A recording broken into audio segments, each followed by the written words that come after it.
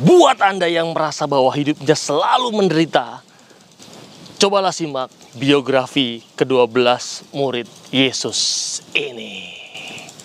Teman-teman terkasih, kita ketemu lagi dalam cerita Mogan. Nah, cerita Mogan kali ini kita akan membahas tentang biografi ke-12 murid Yesus. Nah, kalau kita mau melihat tentang penderitaan, ternyata penderitaan kita bukan apa-apa bila dibandingkan penderitaan mereka, penderitaan murid-murid Yesus. Adapun satu penulis sejarah yang bisa dipertanggungjawabkan tulisannya berdasarkan bukti-bukti nyata ialah Eusebius. Ia menulis buku mengenai cara meninggalnya para rasul di tahun 325 yang berjudul Rasul dan Murid dari Juru Selamat telah menyebarkan dan mengkhotbahkan Injil ke seluruh dunia. Teman-teman, tulisan dari Eusebius telah ditelusuri dan diselidiki ulang oleh penulis sejarah gereja kondang M.R. Schumacher untuk membuktikan akan kebenaran dari tulisan-tulisan tersebut. Maka kali ini saya akan coba untuk menggambarkan beberapa sketsa kematian para rasul. Yang pertama, Matius. Matius itu meninggal dunia karena disiksa dan dibunuh dengan pedang di Ethiopia. Matius. Yang kedua adalah Markus. Ia meninggal dunia di Alexandria, Mesir, serta badannya diseret hidup-hidup dengan kuda melalui jalan-jalan yang penuh dengan batu sampai ia menemui ajalnya, sampai ia meninggal dunia. Yang ketiga, Lukas. Lukas meninggal dunia digantung di Yunani setelah berkhotbah di sana kepada orang-orang yang belum mengenal yang namanya Tuhan. Yang keempat, Yohanes. Yohanes itu meninggal dunia dengan direbus atau lebih tepatnya digoreng di dalam bak minyak mendidih di Roma. Tetapi karena Tuhan masih ingin memakai Yohanes lebih jauh, maka apa? Keajaiban terjadi sehingga walaupun ia telah digoreng hidup-hidup, ia bisa hidup terus. Ia adalah satu-satunya rasul yang bisa mencapai usia lanjut dan bisa meninggal dunia dengan tenang.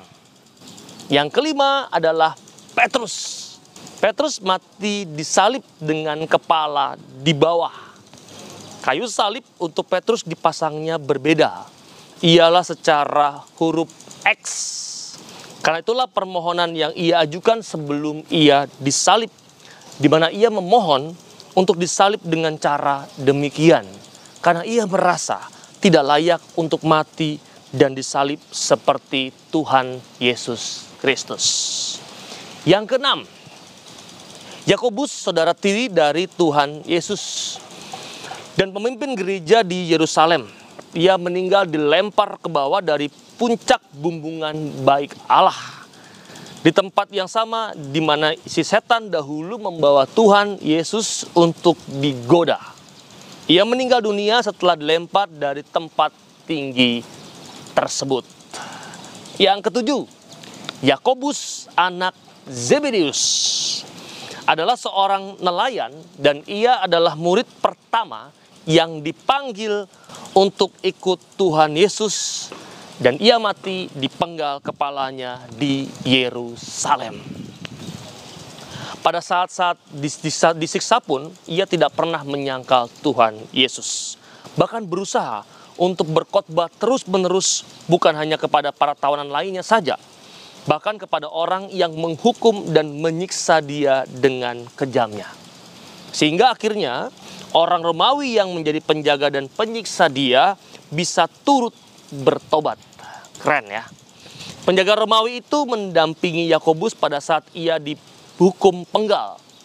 Bukannya sekedar hanya untuk turut menyaksikannya saja, melainkan juga untuk turut dihukum dan dipenggal bersama dengan Yakobus, seorang penjaga yang dikhotbahkan lalu mengalami pertobatan. Dia menyaksikan Yakobus itu mati dipenggal, tetapi dia juga ikut mati dipenggal bersama Yakobus.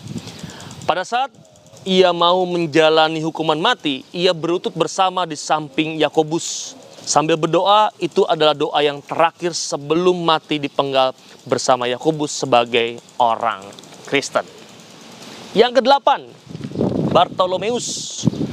Bartolomeus yang lebih dikenal sebagai Nathanael itu menjadi misionaris di Asia. Antara lain memberikan kesaksian di Turki. Ia meninggal dunia di Armenia setelah mendapat hukuman cambuk yang sedemikian kejam sehingga semua kulitnya itu mengalami kehancuran. Itu yang kedelapan. Yang kesembilan, Andreas.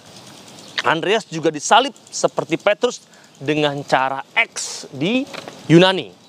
Sebelum meninggal, ia disiksa dengan hukum cambuk oleh 7 tentara dan diikat disalib.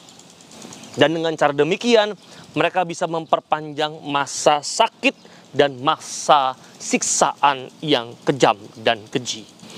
Bahkan pada saat ia disiksa pun tidak henti-hentinya, ia berkhotbah terus-menerus. Ia berkhotbah terus 2 hari sebelum ajalnya tiba. Berkhotbah sambil dihukum cambuk. Yang ke-10, Thomas. Thomas itu mati ditusuk dengan tombak di India. Yang ke-11, Yudas, saudara Tuhan Yesus.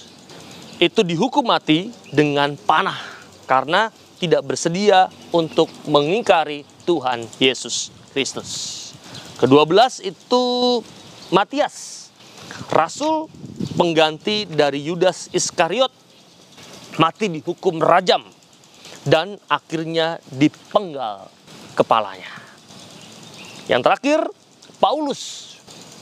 Paulus disiksa dengan sangat kejam dan akhirnya dipenggal kepalanya oleh Kaisar Nero di Roma pada tahun 67. Rasul Paulus adalah rasul yang paling lama mengalami masa siksaan di dalam penjara. Kebanyakan surat-surat dari Rasul Paulus dibuat dan dikirim dari penjara. Maka kalau Anda mendengar surat Rasul Paulus kepada siapa, itu dia menuliskannya kebanyakan di dalam penjara. Dan di samping kisah para rasul yang ditulis oleh ahli sejarah Eusebius, ia juga menceritakan tentang seorang penginjil yang matanya dibakar sampai buta dengan catatan bahwa kalau ia buta, maka ia tidak akan bisa membaca Alkitab lagi. Dengan mana ia tidak akan bisa mengabarkan Injil lagi. Tapi kenyataannya, ia tetap mengabarkan Injil berdasarkan ayat-ayat yang telah ia pelajari dan ia ingat sebelumnya. Maka ada satu harapan iman yang pasti, teman-teman yang terkasih. Jangan hendaknya kerajinanmu kendor. Biarlah rohmu menyala-nyala dan layanilah Tuhan kita. Itu kurang lebih, teman-teman, bagaimana biografi dari 12 murid Yesus plus Paulus.